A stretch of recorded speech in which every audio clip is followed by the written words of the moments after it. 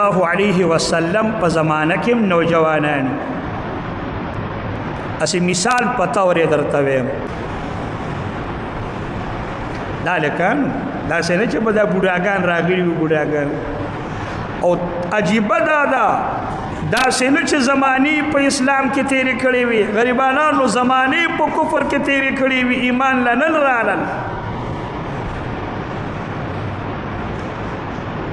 عبدالله ابن عمر رضی الله عنه نبی کریم علیہ السلام راوغختو د پزان د تلاوتونه مو خودي دي چې زه به ختم د قران په دومره درې ورځو کې کوم دا به مې د تلاوت معمولی نفلی منزونه به دومره کوم روجې به دومره نیسم نبی کریم علیہ السلام په عبادت کمی دا نفلی دې ورته درخواست کې د الله پیغمبر کولې شم کوي شم مونږ یو شوقي مکولې شم نبی کریم علیه السلام فرما دا مطلب آینده د زمانه به داسې راشي چې به نشي کولی او احب الاعمال الى الله ادوما خدای ته هغه عمل محبوب دی چې به تر مرګ کې یو سړی به یو دوه درې ورځې وزګاري چوټي ده بجماعت ترانوته دی جماعت کې ناس دی کله نفلونه کوا او کله تلاوت کوا کله نفلونه کوا او کله دا خو ډېر ښه عمل دی خو خدای دا عمل ډېر خوښ دی چې به همیشه کې عبدالله ابن عمر باندې عبادتونه کم کړل په دې کم کې ابن عمر خفه دی او رسول پاک وایي اوسم ډېر دي اخیره کې ورته ابن عمر وایي حضرت رحمانه مې کماوه بس کولیش عبدالله ابن عمر صاحب باندې د بوډاتوب دور راغی بیا یې ارمان کولو هو نه پرې خوی شمه اوس نه سرته رسوی شم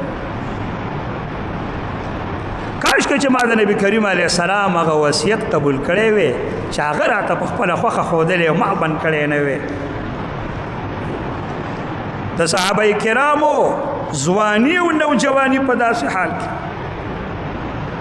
هغه انسان د رښتیا نیک دی چې د ځوانۍ زمانه کې بزرګ ولی وي سړی الک وي او صاحب کرامتي د الک ولی زمانه کې ولی دی د بوډاتوب په زمانه کې خو به هېڅوک بد کار نشي کولی غلا دا نشي کولی نور څه نشي کولی بیا به غریب څه وکړي دا ته موږ د عبادت دور ښیو چې دا ستا د عبادت دور دا دی د ځوانۍ د زمانې په عبادت کې څومره بهتري خدای ښودې ده په دې مونږ کې چې ته څومره ودرېږې که رکو په هر طریقه ښایسته کې تی کولی شي د بدن هر ځای د خپل جوړ له ورځي د بوډاتوب په وخت کې به دې ملا هم خوږېږي خپې به دې هم خوږېږي سر به دې هم خوږېږي بیا به چېرته ځکه نبی کریم علیه السلام بوډا سړی ونه ښودو چې بوډاتوب یې په عبادت کې تیر شي نه وشاب نشأ فی عبادت ربه دویم هغه نوجوان دی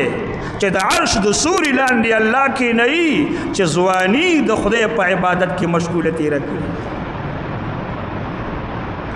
مریم نوجوانه ده